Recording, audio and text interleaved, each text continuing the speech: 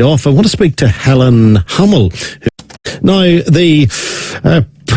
I suppose the campaign, which has got to do with saving the services in the southwest of the province, the Southwest Acute Hospital campaign, is back in the news because the group is asking the Health Minister, Mike Nesbitt, to intervene if the Western Health Trust decides to permanently end emergency general surgery at SWAH, the Southwest Acute Hospital in Enniskillen. Now, it's the service has been suspended for a number of years, the best part of 3 years, but they're concerned that it is going to be permanently signed off. I want to speak to Helen Hamill, who is the secretary, indeed, of the Action Group. Helen, good morning.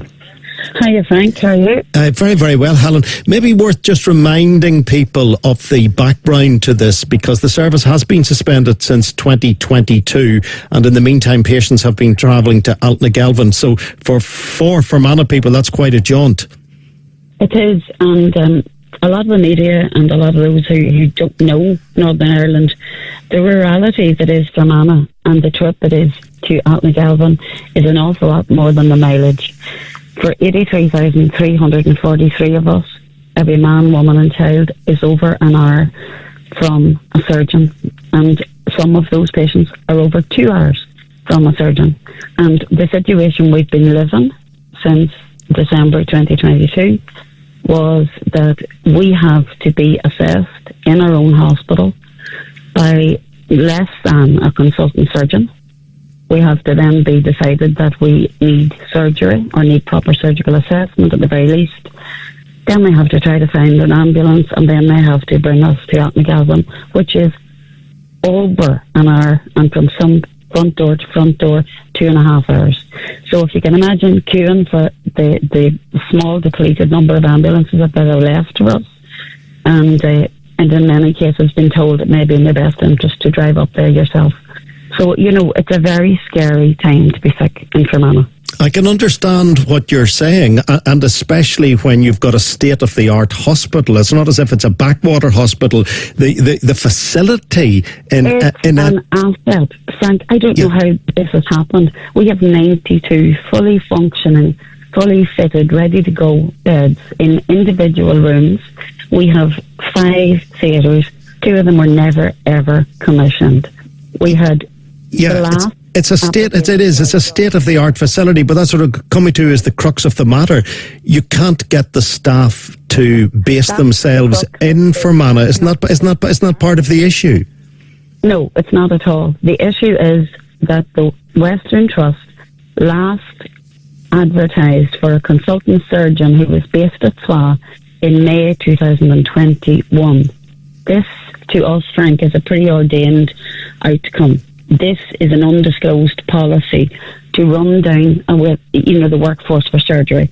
And at the time, it effectively treated us completely as second-class citizens. We still remain second-class citizens, but, we're placed in a unique disadvantage in terms of we're 1 in 6 counties in this province, and we're sitting here in the dark. Yes, but just on the issue around the senior staffing and the expert surgeons that you would need, you believe that they would apply, they would come, they would base themselves in Fermanagh if it was advertised? I think they would at the beginning of this, Frank. I think at the moment there obviously is a cloud hanging over SWAH that anybody could Google. But even at the moment, there are no full-time contracts being looked at. And there are trust-wide surgeries done in usually one of our elective centres or one theatre. But if the theatres involve the surgeons travelling down during their working day, travelling up on their working day, it is not effective and it's not safe for the patients that they operate on, because I have witnessed some of them and they've spoken to us that they have to go back in again. They weren't well enough to be discharged halfway through an afternoon for a doctor to drive back to Derry. So, we have serious reservations here. We had, when Requia came in and examined, and as a campaign group, we obviously didn't feel that it acknowledged the hundreds of patients and staff who had spoken very clearly, and we felt that was an inconclusive report. And even at that stage, they were acknowledging that nobody should have to go through the double ED experience. But we still are. I still know that this week there's a man in an intensive care ward in Belfast who was a bypass of SWAH, state-of-the-art hospital.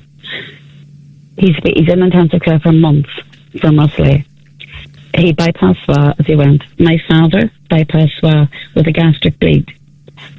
Bypassed a state-of-the-art hospital, as you said, with wards unused, not staffed, never used.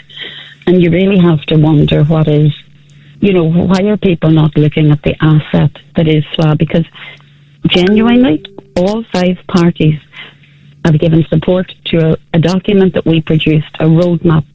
And our roadmap looked at how to solidify, how to anchor all of the services that have been depleted in SWAH. And they're all affected, Frank. If anything goes wrong, everything becomes an emergency very quickly. And that is understandable, but I can't help but go back to recruitment being the big issue in the Western Trust, because between April 23 and March 2024, they paid out 32 million on locum staff because of the difficulty in getting permanent staff. Well, Frank, I think I would love if you went back and you asked them to see the ads for the permanent staff, because you won't get them. So they're not making the effort to get the staff. Is your opinion on that? And what are you? Because I would detest to have to relay between the two hospitals, because there's nothing convenient in relation to Enniskillen and Altnagalvin. It is just so inconvenient for the vast majority of people. What are you expecting Mike Nesbitt to do? We're asking Mike Nesbitt to use his veto. To do one, as I mentioned, we created a roadmap. One of the first items we requested is that there is a commitment given to restore consultant surgical rota to our hospital 24/7. And that commitment starts the ball rolling. Whether it initially needs the assistance of a regional rota, all of that has been done before, but it will not be as expensive as to not use a hospital, as you described it there, which is fully fitted. I honestly cannot imagine the waste that is. When you tether that to the costs that you've just read, you'd have a heck of a lot of surgeons coming to a hospital. Yeah, I can see the argument that you're putting. I can also understand the frustration that you and the campaign team have, because it was such a good news story when that hospital was opened, and you would have expected it to have been properly and fully staffed. And whether it's a lack of effort to get the staff, or whether it's a lack of indeed numbers in relation to staff being available, a lack of availability of staff, or whether it's just a lack of desire from staff to want to base themselves in Enniskillen, I don't know what the answer is to that. But my goodness me, it is something of an embarrassment that we have such a fabulous facility and we can't properly operate it.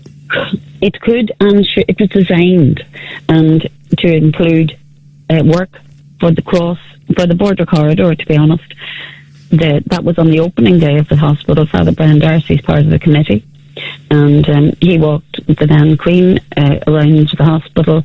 She talked about her hope that this hospital would deliver care for the locals, for the rest of the region, which would very much tie in with the elective framework, and also for the border corridor.